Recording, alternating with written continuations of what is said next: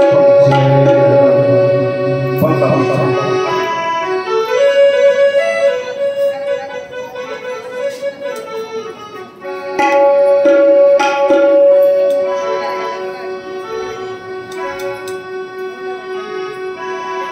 असा रस्ता ठेवा तिथे जाण्यासाठी तसं बसा पण जाण्यासाठी रस्ता ठेवा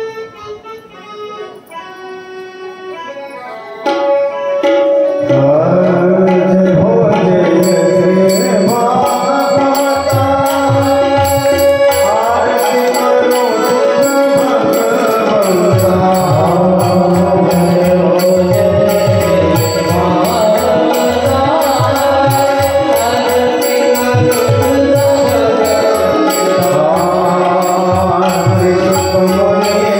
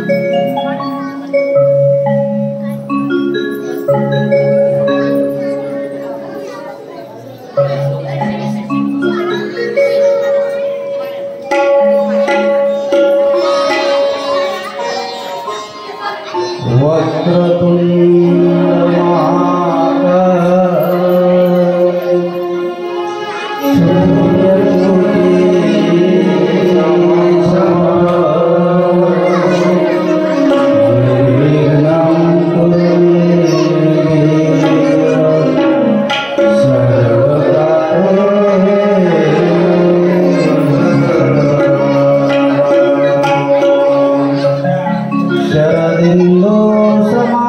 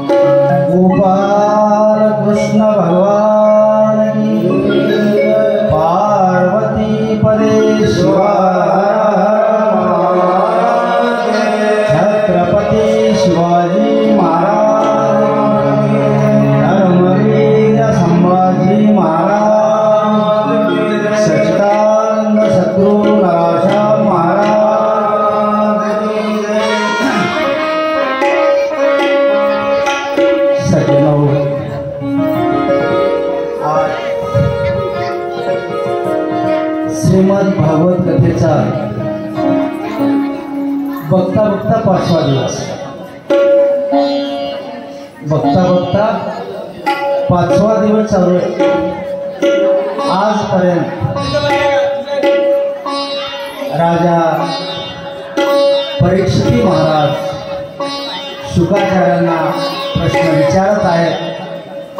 शुकाचार्याची राजा परीक्षितीला सांगत आहेत. दररोज एक कथा, 2 कथा, एक कथा, 2 दुसरी कथा, काल 3री कथा, अशा कथेचं श्रवण करत करत राजा परीक्षिती सांगत आहेत, हे शुकाचार्य सांगत आहेत. आणि राजा परीक्षिती तो आपलं कथा सेवन करत आहे. तशाच प्रकारे आपल्या ह्या पुण्यभूमी नगरीमध्ये, हसा ह्या नगरीमध्ये 5 दिवस ज्या शुकाचार्याने श्रीमद भागवत कथेचं चिंतन राजा परीक्षितीला सांगतात, त्या पद्धतीने नाही. एक मुंगीच्या पायी फार मोठा झाला, त्यांच्या कृपा आशीर्वादाने मला सांगण्याचा योग आला.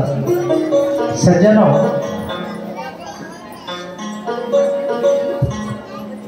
मी नारदाच्या गादीवर आहे. श्रीमद भागवत कथा पुराण माझ्या समोर आहे आणि मी मारुतीरायाच्या दरबारात आहे. मी खूप खूप खूप आनंदी आहे. खूप झाल्या 3-4 कथा, पण सगळ्या कथा वेगळ्या. आणि तुमच्या आमच्या माझ्या ह्याच्यामध्ये ही जी सेवा करण्याचा योग, श्रीमद भागवत कथा करण्याचा योग या मारुतीरायाच्या दरबारात आला, हा विशेष आनंदाची गोष्ट आहे. सज्जनो, मी 15 दिवसाखाली येऊन गेलो. त्या दिवसापासून आता प्रत्येकाचं नाव घेतलं तर थोडं वेगळं वाटेल, माफी मागतो. तुम्ही सर्वजण रात्र दिवस जसा घरी कार्यक्रम आहे तशा पद्धतीनं तुम्ही सर्वजण माझ्या मारुतीरायासाठी, माझ्या मारुतीरायाच्या दरबारात चालत आलेली ही अखंड 27 वर्षाची सेवा, 27 वर्षाचं हे तप, 27 वर्षाचं हे जप, 27 वर्षाचं हे ज्ञानयज्ञ, 27 वर्षाची चालत आलेली आमच्या हाशावरून जात असलेली गोदावरी नदी आहे. ह्या नदीमध्ये सगळेजण डुबकी मारायला शिकलात आणि त्याच अनुषंगानं तुमचं कौतुकाला अजिबात आता असं इतकं वर्णन करावं असं वाटलं, पण ते अतिशोक्ती वाटते. प्रामाणिकपणानं, इमानदारीनं सांगतो. आज मला सांगा, पहिला 2रा दिवस होता, सुरुवात असते तशी, तरी सुरुवातीपासूनच कथा गोड आहे. हे चरित्रच तसं आहे. त्यामध्ये तुम्ही सर्व आमचे मुली असतील, आमच्या माया असतील, आमचे सर्व अक्का असतील, दादा तुम्ही सगळेजण कार्यकारी अधिकारी असाल, या ठिकाणी काम करणारं मंडळ असेल, या हनुमंतरायाची कमिटीचे सर्व अध्यक्ष सदस्य वगैरे सगळे असतील, आणि तुम्ही सर्व गावकरी रात्रंदिवस तळमळीनं जे कार्य करत आहात. एक साधारण गोष्ट सांगतो मी. आपल्या घरी ज्याप्रमाणे लग्न व्हावं त्या अनुषंगाने पहाटे सडा टाकावा. सडा टाकल्यानंतर आता पाहुणे येणार आहेत म्हणून रांगोळी घालाव्यात. किती कौतुक करू मी तुमचं पोऱ्यांचं. जिथं पाहाल तिथं रांगोळ्याच रांगोळ्या. हे सगळं भगवंताचं वैभव. ह्या भगवंताला येण्यासाठी तुम्ही एवढं सजून ठेवलंय. हे तुमच्या आमच्यासाठी तर आहेच, पण हे माझ्या प्रभूचं या ठिकाणी आगमन आहे. तो ह्या ठिकाणी त्याचं ह्या ठिकाणी वास्तव्य आहे आणि तो या ठिकाणी विराजमान आहे. माझा प्रभू या ठिकाणी ते आनंदमय वातावरणामध्ये त्याच्या चरणी सगळ्यांनी साष्टांग दंडवत, सगळ्यांचं साष्टांग दंडवत. हे प्रभू, 5 दिवस झाले राजा परीक्षिती ऐकत आहे. आजाबळा 2रा दिवस झाला असेल, आणखी कोण्या संतांचा झाला असेल, भक्त प्रल्हादांचा विषय झालेला आहे,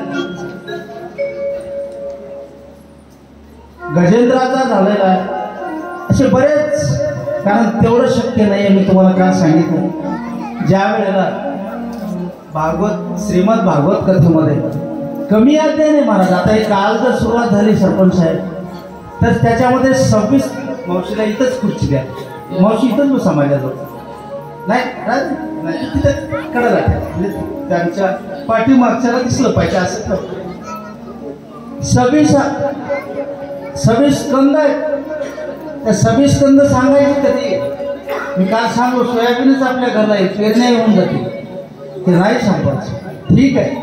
पण हे प्रभू ह्या अनुषंगाने जेव्हा तुझी सेवा घडेल त्या पद्धतीनं सेवा करण्याची संधी आम्हा सर्व या तीर्थक्षेत्र हसानगरीच्या सर्व भक्तांमध्ये संचारलेला आहे. म्हणून आज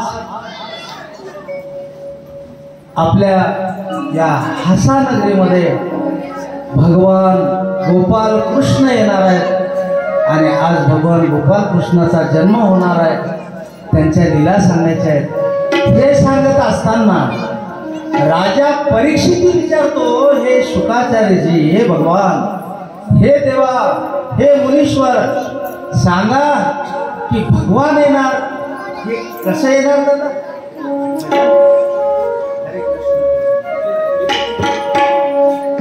हरे राम हरे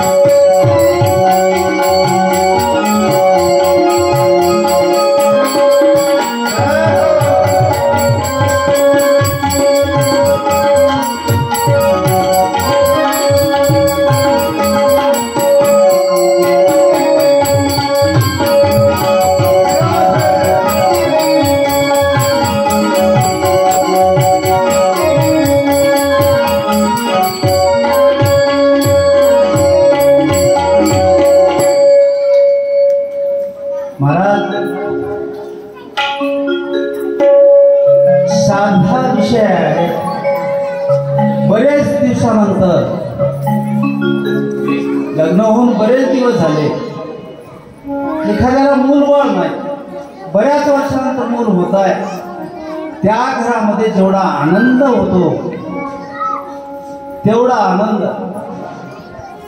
त्या गोकुळामध्ये झालेला आहे. आता भगवान गोपाल कृष्ण येणार म्हणजे काय असं साधन आहे? असं म्हणजे कृष्ण जन्मले, भोग आले, जन्मले, मोठे झाले, खेळले झाला असं नाही. विषय हा आपल्यावरूनच आहे.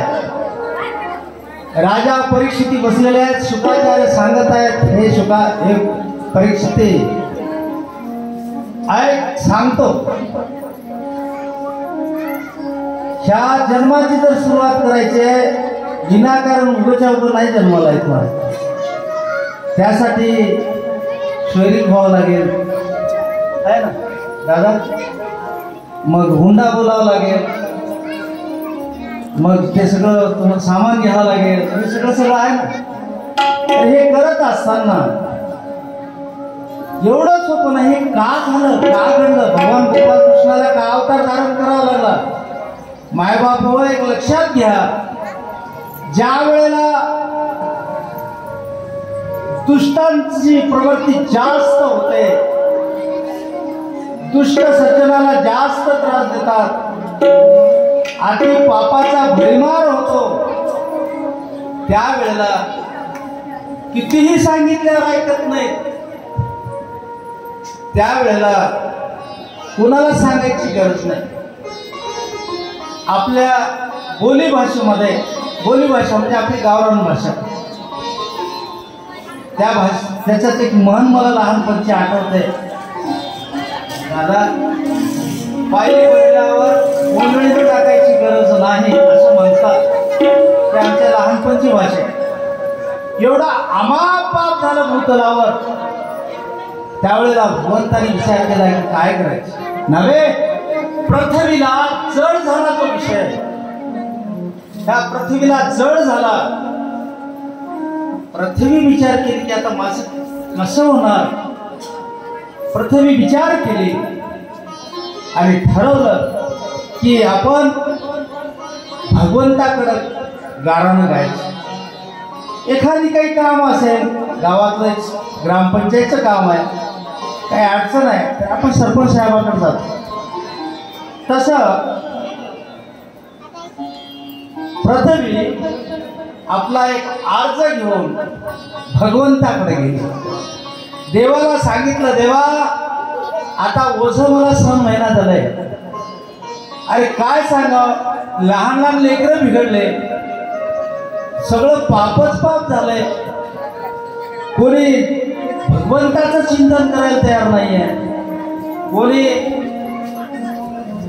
भजन करायला तयार नाहीये, कोणी पोथी नाही, पुराण नाही, साधू संतांचा अवमान होतो, गायीची गोहत्या होते.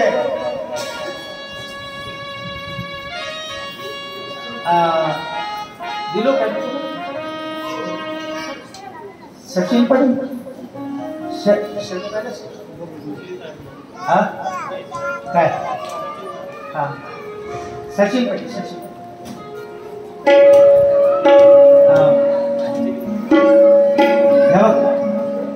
सचिन पाटील इकडे दादा एक भजन म्हणा.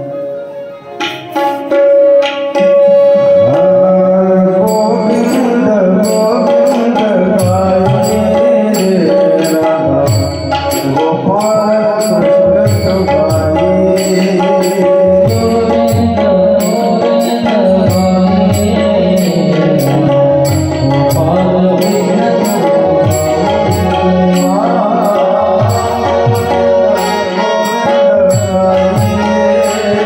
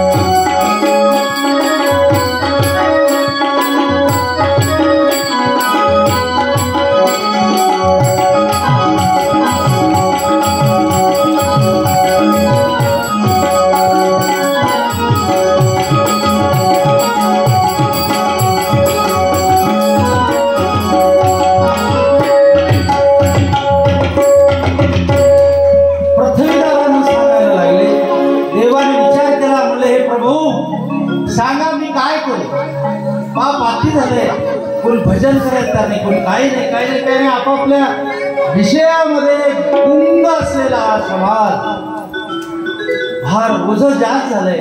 तुका मने घालू दयावरे भार, वाहू हा संसार देवा पायी. काय देवाने विचार केला, काळजी करू नको. पृथ्वीला सांगितलं नव्हे, मी स्वतः येईल. अति झाल्यानंतर माती होत आहे. कोणताही विषय असो, अति हा कामाचा नसतो. विनंती आहे, साखर गोड आहे.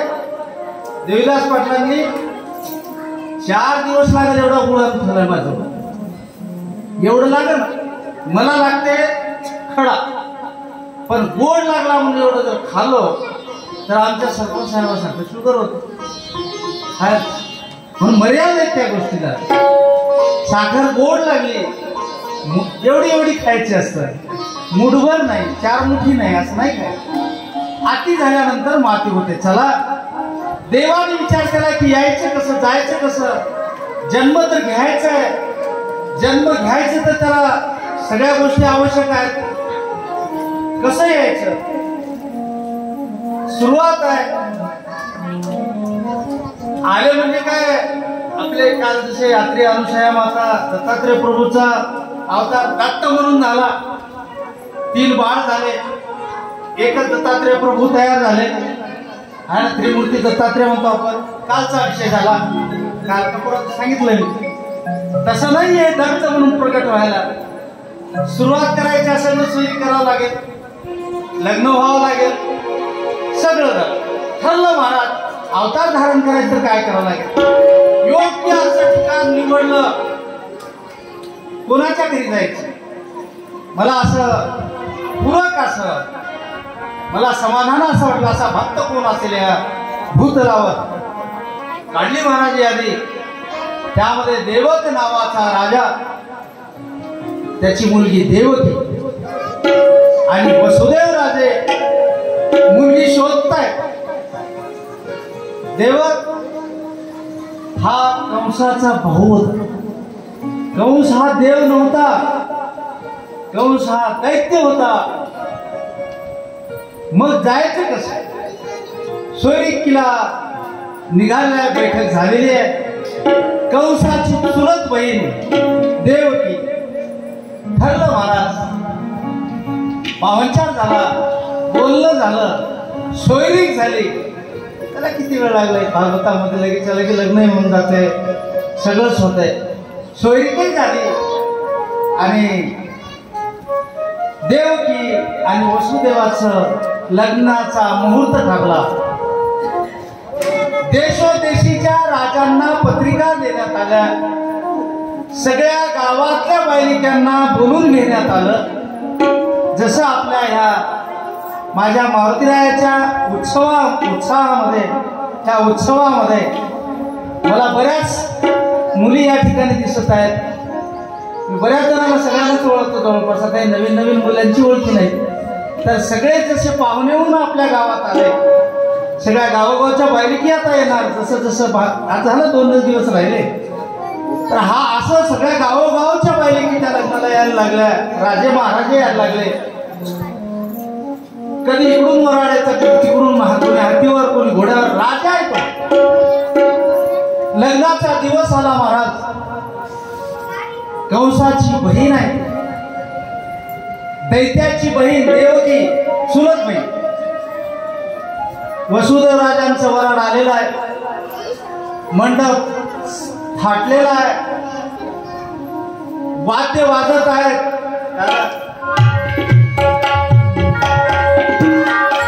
पाहुणे 4, 2, 10 इकडून वराड येत आहे. असं सगळे पाहुणे येत आहेत. देवादिदेव सगळे आकाशामधून पाहत आहेत, सगळे वरून पाहत आहेत. देवकी मातेचं लग्न होईल.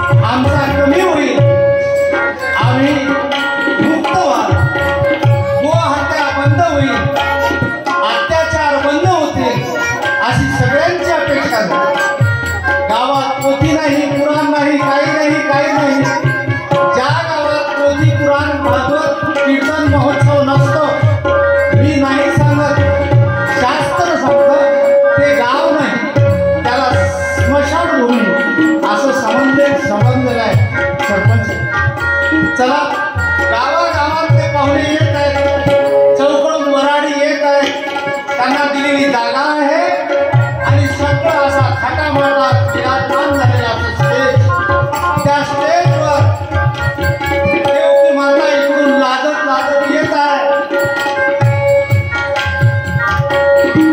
येऊन बाजूच्या घरी थांबलेली आहे, वसुदेव राजाला मंडपामध्ये घेऊन येत आहे, नवरदेव वसुदेव राजे सजलेले आहेत, राजाचा मेहुणा आहे, गडगेकरचा मुलगा नाही, आपला मुलगा नाही, सरपंच आपलं लग्न लहान का?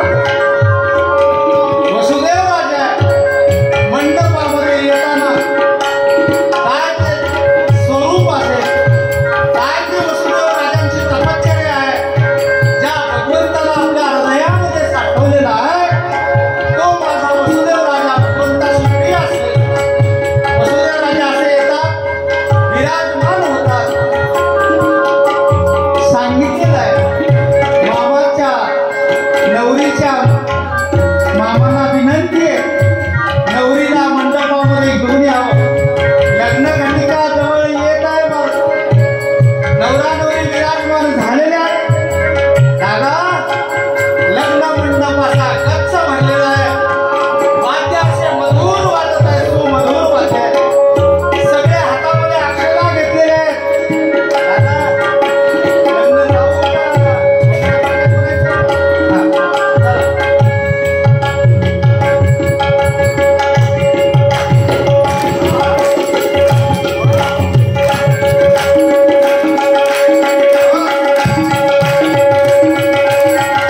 मंगलाष्टका सुरू झालेले आहे.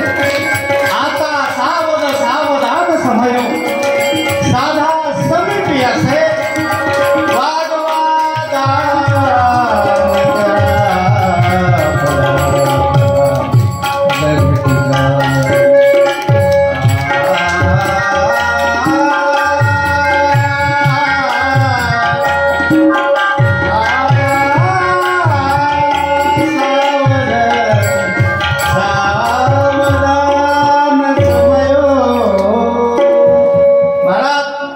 लग्न लागलेलं आहे. सवय कला दिलास हा लग्न लागलेलं आहे. राजाच्या बहिणीचं लग्न आहे. सगळ्या पंक्ती बसलेल्या आहेत, अन्नदान चालू आहे. सायंकाळची वेळ झाली महाराज, 4 वाजलेले. सांगितलंय बाबा वरात तयार ठेवा, राजाची आज्ञा आहे. सरपंच साहेब एवढी मोठी वरात होती, त्याच फार मोठं वर्णन केलेलं आहे. दादा वरात निघायचंय, लग्न लागलंय, 4 वाजण्याची वेळ येते, कन्यादान करायला सुरुवात केलेला आहे. कंस पद्धत आहे की आज नाही की आपल्या मुलीचं लग्न झाल्यावर आजच्या युगामध्ये आपण त्याला ते कुकर देतो, काय ते मिक्सर देतात, कपाट देतात, काही चमच्यापासून आता सुरू झालंय. पुढे हे आमच्या लहानपणी नव्हतं गोविंदराव, माझ्या लग्नातला मांडवच होता एवढा. मला 700 रुपये हुंडा दिले. आता असं जीव बडबड निघाला, काय करणार? असं झालं, असा मांडव माझ्या लग्नात. महाराज कन्यादानाला सुरुवात झालं. काय काय दिलं कन्यादानामध्ये सांगू तुम्हाला. कन्यादानाला कौश आला, मेहुण्याचे बहिणीचे पाय ताटामध्ये ठेवलेले आहेत. 400 सोन्यानं मडिलेले हाती दिले. मी नाही सांगतो किती, 400 सोन्यानं सजवलेले दिदी. त्या हत्ती, आता हत्ती केवढे राहतात ते काय आपल्या एवढे राहतात का? पाहिले नाही हत्ती कधी. सर्कस वगैरे आता बंद झाले ते. चला ठीक आहे, 400 सोन्यानं मडिलेले हत्ती दिले मला आणि 1500 घोडे दिले बहिणीला. 400 सोन्यानं मडिलेले हत्ती देवीदास पाटील 1500 घोडे आणि 200 दासी दिल्या तिच्या हाताखाली काम करायला. पहिलेचा काळ होता तसा. त्या आपल्या लेकीला काम करायला नको, किती दिल्या? 200 दासी दिल्या. आता आपण काय करतो, आपल्या लग्नामध्ये मुलाचा असो की मुलीचा असो, एक करवली म्हणून पाठवतो. ते करवलीचा अर्थ असा आहे, ते करवली नुसतं तिचं ते नाटक करतात. मला लय राग येते होते, नाटक करतात सगळं तिथं. हा उगं त्या नवऱ्याला का ते नवरदेव राव की नवरी राव, तिला घाम राहिला काय आप देता होता ते उगच उगच काही करायचं. त्याचा अर्थ असा आहे, करवली सोबत देणे हे पूर्वीपासून चालत आले. हे तिचं दासित्व करण्यासाठी, तिची सेवा करण्यासाठी. ह्या माझ्या मुलीला त्रास नको. 200 दास्या दिल्या त्यांच्या हातात. त्यानंतर आणखी दिलं 1800 रथ दिले गोविंदराव पाटील. 1800 देवीदास पाटील काय आहे, काय दिलं राजा आहे तो. आता बाकीचं नाही सांगत, आता खूप एवढं भरलंय सगळं, ठोक ठोक सांगलं तुम्हाला. एवढं दिलं. आणि कन्यादान झाल्यावर माझे देवकी माता वसुदेव राजे रथ या ठिकाणी थांबलेला आहे. त्या रथामध्ये विराजमान होण्यासाठी दोघेही पती पत्नी गेलेले आहेत. वरात निघालेली आहे. मला वरात निघाली. काय बँड वाजतो, काय डीजे. त्या काळात नव्हता डीजे, पण म्हणला रणवाद्य वाजायचे महाराज. वाद्याचे प्रकार आहेत. हा लग्नामध्ये जे हे आपण बँड लावतो हे खोटं आहे. डीजे तर 100% खोटं आहे. सरपंच आहे 100%. ते काय बँजो काय ते बँड आहे ना, ते बँड रणवाद्य आहे. आणि मंगलवाद्य जर ऐकायचं असेल तर हे आमचं आता चालू होतं, ते मस्त चालते.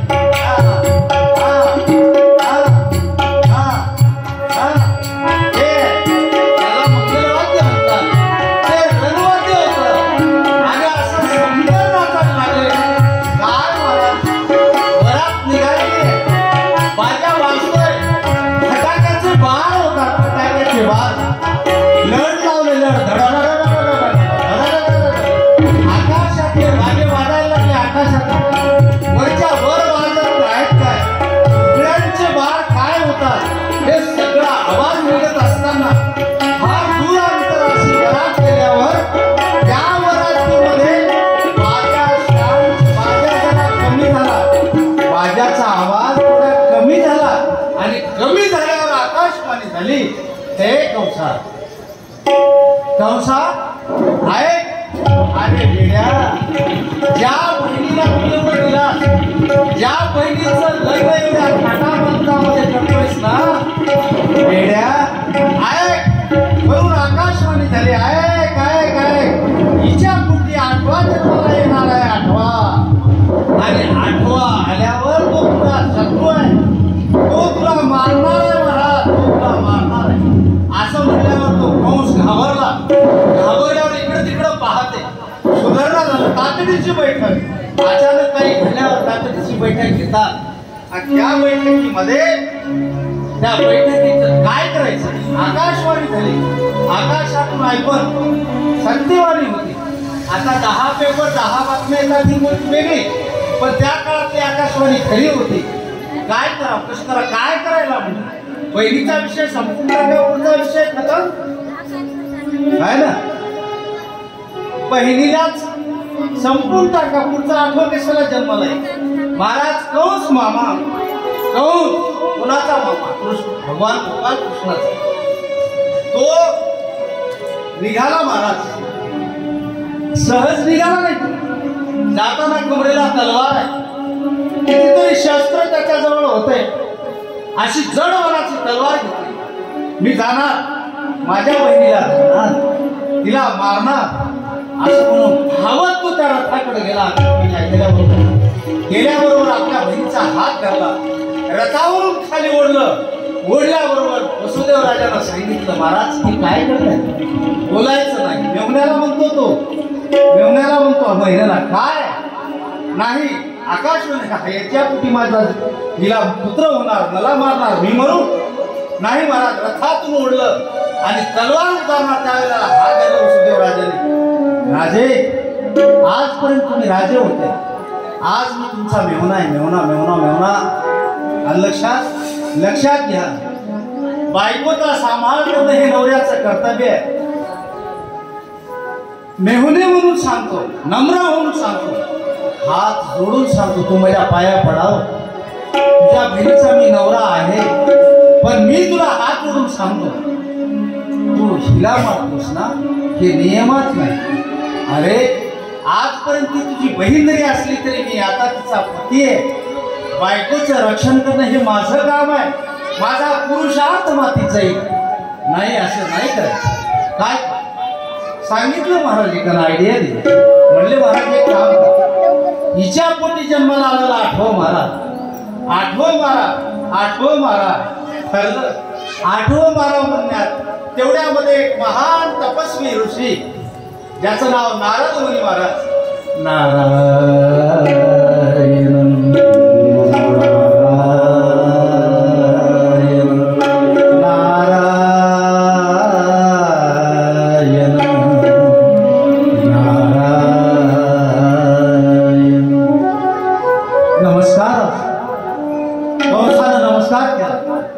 काय चाललंय ऐकायला मिळालं आकाशवाणी, म्हणून मी आलो तुमच्याकडे. असं हो, काय करायचं ऋषी म्हणून मी हे ठरवलंय. आलेलं बाळ जन्माला येणार, मला मारणारे सांगितलं. कंसात 8वं जन्माला येणार, तुला मारणार. मुनीश्वर बोलायला लागले, नारद बोलायला लागले. 8वं तू कुणीकडून मोजतोयस? मोज 1 2 3 4 5 6 7 8 वर्ष झाला. वरून मोजत आहे खाले 1 2 3 4 हे 8. अरे का पहिलं धरणार आहेस का दुसरं? कुठं मग काय करू? काही नाही आलं त्याला. मग महाराज देवकी माता आणि वसुदेव राजाने हात जोडले, कंसाच्या पुढे हात जोडले. म्हणले भाऊ माझी विनंती आहे, झाल्यानंतर बाळ मी तुला आणून देईन, आज्ञा दे. दोघही वसुदेव राजेने देवकी असं गडाकडे जाण्यासाठी निघाले. चांगल्या शहाण्या कार्यकर्त्याने येऊन कंसाला सांगितलं, येत्या बहीण आणि भाऊजी घरी जातील, आलेले लेकरं जन्माला आलेले लपून ठेवतील, तुला काय माहित दुसरंच काही आनंद देतील. मग काय करू? कारागृहात टाक, जल रिकामाय, टाक कारागृहात. महाराज सख्या चुलत बहिणीला आणि मेहुण्याला कारागृहात टाकलं. जीवनाची सुरुवात काय धावा करायला लागला.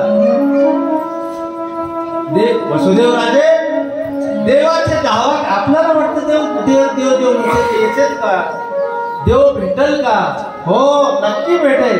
लोग कहते हैं कि भगवान आते नहीं, तुम द्रौपदी जैसे उनको बुलाते नहीं, इसलिए भगवान आपके घर आते नहीं.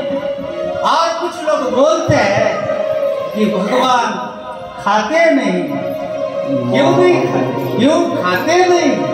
नहीं, आप उसे शर्फ के जैसा खिलाते नहीं. काय शब्दीचं प्रेम, काय खाल्लं तिनं? आयुष्यभर त्या झाडावर तपश्चर्या केला महाराज. माता ऋषीचा आश्रम झाडावर, पहाटे येऊन आश्रम झाडावर. माता ऋषीने आशीर्वाद दिला. शबरी आता दृष्टांत सांगायचं म्हणजे हे कृष्ण चरित्र आहे. आणि त्याच ठिकाणी प्रभू रामचंद्र आले आणि दर्शन दिले. हे शबरी जैसे आप खिलाते नाही. ठीक आहे, कारागृहात आहे, कळायचं महाराज. सगळ्याला आज्ञा दिली, चौकदारांना, सैनिकांना, सिक्युरिटी गार्ड तुमच्या भाषेत. बाळ झाल्यानंतर सांगायचं, डोळ्यात तेल घालून जागा. कंस रात्रंदिवस तळमळ करत होता. आठवा येणार. आठवा मला मारणार, आठवा मला मारणार. काय काय करायचं मला? एक झालं, दोन झाले, दररोज देवकी माता रडायची. हे भगवान, असं काय सांगा तुम्हाला ऐकत माय? मला माहित आहे तुमचं प्रेम काय असतं. साधारण तुमच्या लेकराच्या जर पायाला जर फोड आलं, मातृदेव भव पितृदेव भव, फरक आहे. आईमध्ये आणि वडिलांमध्ये बराच अंतर आहे. साधारण पायामध्ये जर साधारण फोड आला तर आई रात्रभर झोपत नाही महाराज. मग बहुतेक लाईट येणार नाही, कारण आभाळ आलेलं आहे. भजन म्हणत